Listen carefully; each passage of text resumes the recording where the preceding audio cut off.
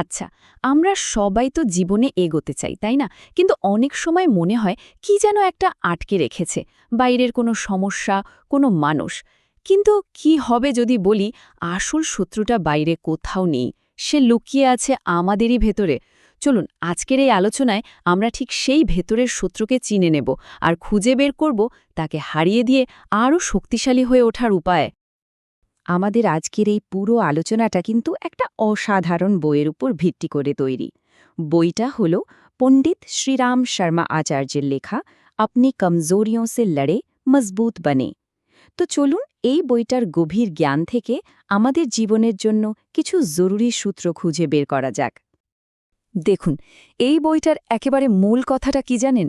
সেটা হলো এই পৃথিবীতে বাইরের কোনো কিছুই, কোনো মানুষ বা কোনো পরিস্থিতি আমাদের ততটা কষ্ট দিতে পারে না যতটা কষ্ট দেয় আমাদের নিজেদের ভেতরের দোষগুলো। মানে সোজা কথায় আমাদের জীবনের পথে সবচেয়ে বড় বাধাটা আসলে আমরা নিজেরাই। ব্যাস, তাহলে প্রশ্ন হলো, এই যে ভেতরের শত্রুর কথা বলছি তাকে চিনব কিভাবে? আর এখানেই কিন্তু আসল চ্যালেঞ্জটা।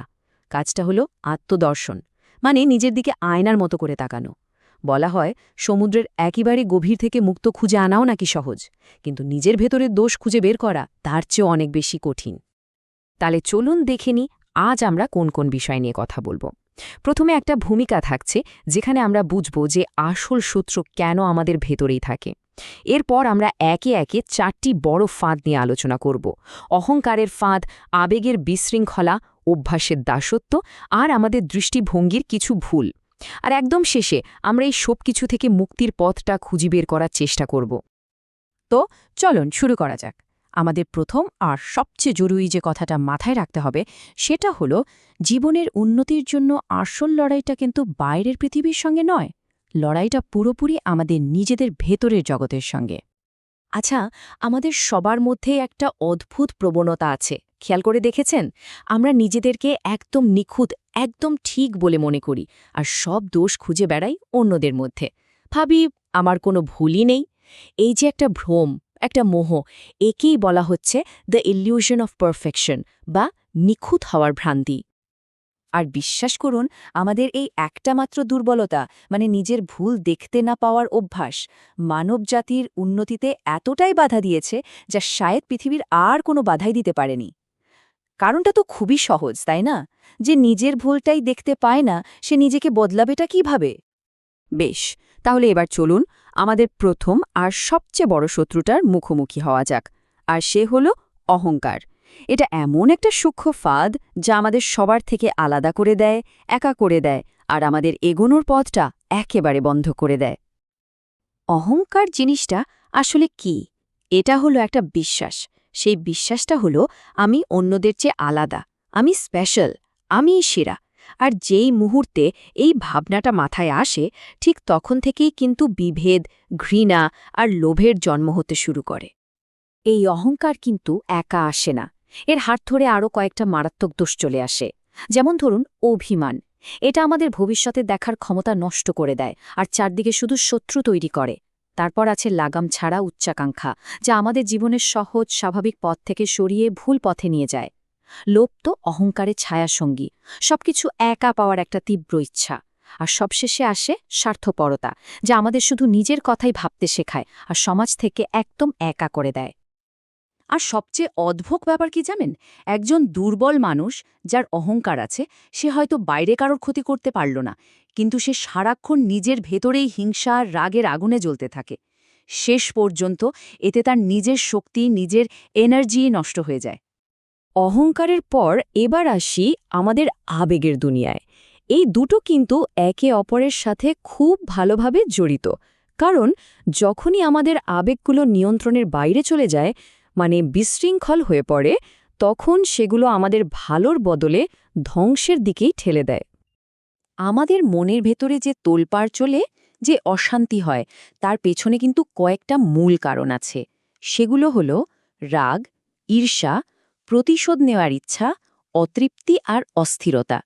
এগুলো কিন্তু একা একা কাজ করে না, এরা সবাই মিলেমিশে আমাদের ভেতরে একটা ভয়ঙ্কর ঝড় তৈরি করে। এর মধ্যে ক্রোধ বা রাগকে তো বলা হয় সব দোষের রাজা, কারণ রাগ উঠলে আমাদের বুদ্ধি, শুদ্ধি, যুক্তি সবকিছু নষ্ট হয়ে যায়। এরপর আসে ঈর্ষা বা হিংসা। এটার জন্ম হয় কিন্তু নিজের ভেতরের কোনো দুর্বলতা থেকে, যখন আমরা অন্যের ভালোটা সহ্য করতে পারি না। প্রতিশোধ নেওয়ার যে ইচ্ছা, সেটাও কিন্তু শুরু হয় শত্রুতা থেকে, কিন্তু শেষ পর্যন্ত নিজেরই সবচেয়ে বড় ক্ষতিটা করে।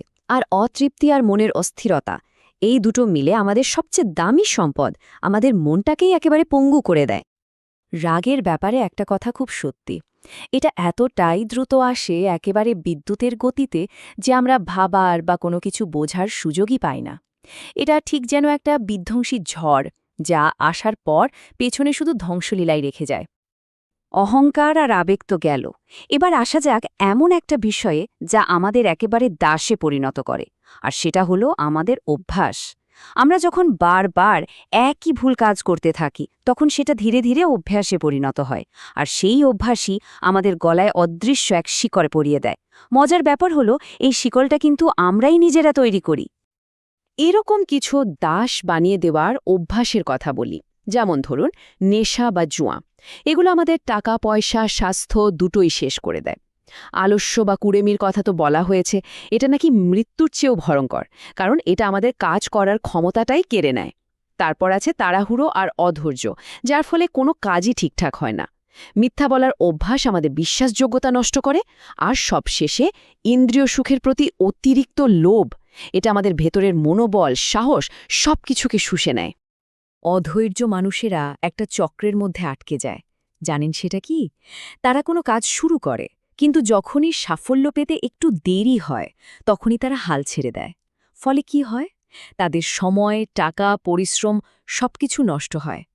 তারা জীবনে অনেক কিছু শুরু করে, কিন্তু কোনো কিছুই শেষ পর্যন্ত করে উঠতে পারে না। আচ্ছা, আমরা এতক্ষণ অহংকার, আবেগ, অভ্যাস নিয়ে কথা বললাম। এবার আসছি আমাদের দুর্বলতার একেবারে শেষ কিন্তু সম্ভবত সবচেয়ে গুরুত্বপূর্ণ বিভাগে, আর সেটা হলো আমাদের দৃষ্টিভঙ্গি বা পার্সপেক্টিভ। কথাটা খুব সহজ। আমরা পৃথিবীকে ঠিক যেভাবে দেখি, আমাদের জন্য পৃথিবীটা ঠিক সেভাবেই তৈরি হয়। মানে আমাদের চশমার কাঁচটা যদি ময়লা হয়, তাহলে তো পুরো পৃথিবীটাই ময়লা মনে হবে, তাই না? দেখুন, দৃষ্টিভঙ্গি মূলত দুই রকমের হয়। একদিকে আছে দোষী মানুষ, যারা সারাক্ষণ শুধু অন্যের খুঁত ধরে বেড়ায়। এর ফলে কি হয়? তাদের শত্রু বাড়ে আর চারদিকে শুধু নেগেটিভিটি ছড়ায়। আর অন্যদিকে আছেন গুণগ্রাহী মানুষ, তারা অন্যের মধ্যে ভালোটা খোঁজার চেষ্টা করেন। এর ফলে তাদের বন্ধু বাড়ে, সদ্ভাব বাড়ে, আর অন্যের ভালোটা দেখতে দেখতে তারা নিজেরাও উন্নত হয়ে ওঠেন।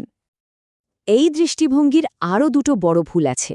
একটা হলো আত্মগ্লানি, মানে নিজের ভুলের জন্য নিজেকে সারাক্ষণ দোষ দেওয়া। অতীতের কোনো ভুলের জন্য অতিরিক্ত অনুশোচনা আমাদের বর্তমানের আত্মবিশ্বাস আর নতুন কিছু করার ক্ষমতাকে পুরোপুরি নষ্ট করে দেয়।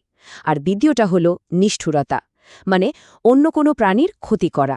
একে সবচেয়ে বড় পাপ বলা হয়েছে, কারণ এর পেছনের দর্শনটা হলো সব প্রাণীর মধ্যেই আসলে একই আত্মা বাস করে। তো এতক্ষণ ধরে আমরা অনেকগুলো সমস্যার কথা বললাম। অহংকার, লাগাম ছাড়া আবেগ, খারাপ অভ্যাস, ভুল দৃষ্টিভঙ্গি, অনেক কিছু। এখন আসল প্রশ্নটা হলো, এই সব দুর্বলতা থেকে মুক্তি পাওয়ার উপায়টা কি? কোনো পথ কি আছে? অবশ্যই আছে। চলুন, আমরা আমাদের আলোচনার একদম শেষ পর্বে চলে এসেছি, আর এখানেই আমরা খুঁজে বের করব সেই পথটা যা দিয়ে আমরা নিজেদের ভেতরের এই শত্রুদের হারাতে পারি আর নিজেদেরকে মুক্ত করতে পারি। এই মুক্তির পথটাকে আমরা 5টা ধাপে ভাগ করতে পারি। মন দিয়ে শুনুন। প্রথম ধাপ, আত্মদর্শন, মানে সবার আগে এটা স্বীকার করে নেওয়া যে সমস্যাটা আসলে আমার ভেতরেই। দ্বিতীয় ধাপ, দায়িত্ব নেওয়া, এটা বোঝা যে আমার আজকের পরিস্থিতির জন্য আমিই দায়ী, অন্য কেউ নয়। তৃতীয় ধাপ, সদ্গুণ বাড়ানো, মানে জোর করে অন্যের মধ্যে ভালোটা দেখা আর নিজের ভুলগুলো শুধরে নেওয়ার চেষ্টা করা। চতুর্থ ধাপ, সহনশীলতা, ক্ষমা করতে শেখা আর প্রতিশোধের ইচ্ছা মন থেকে মুছে ফেলা। আর 5 নম্বর এবং সবচেয়ে জরুরি ধাপ হল ধৈর্য। এটা মাথায় রাখা যে নিজেকে বদলানো কোনো ম্যাজিক নয়, এটা রাতারাতি হবে না, এর জন্য সময় লাগবে, চেষ্টা লাগবে। এই প্রসঙ্গে রাল্ফ ওয়াল্ডো এমারসনের একটা অসাধারণ কথা মনে পড়ছে। তিনি বলেছিলেন, আমাকে নরকে পাঠিয়ে দাও, আমি সেখানেও নিজের জন্য একটা স্বর্গ তৈরি করে নেব। ভাবুন একবার কথাটা। এর মূল ভিত্তিটাই হল আত্মশক্তি। যার ভেতরের জগৎটা সুন্দর আর শক্তিশালী, তাকে বাইরের কোনো পরিস্থিতিই হারাতে পারে না। তাহলে আজকের আলোচনার সারমর্ম কি দাঁড়ালো? এটাই যে প্রত্যেকটা মানুষ তার নিজের ভাগ্যের নির্মাতা। বাইরের কেউ এসে আমাদের বাঁচাবে না। মুক্তি, উন্নতি, সাফল্য এই সব কিছু আমাদের ভেতর থেকেই অর্জন করতে হবে। আসল লড়াইটা বাইরের কারোর সঙ্গে নয়, লড়াইটা আমাদের নিজেদের সঙ্গেই। আর এই লড়াই জিততে পারলেই মিলবে আসল শান্তি আর সাফল্য।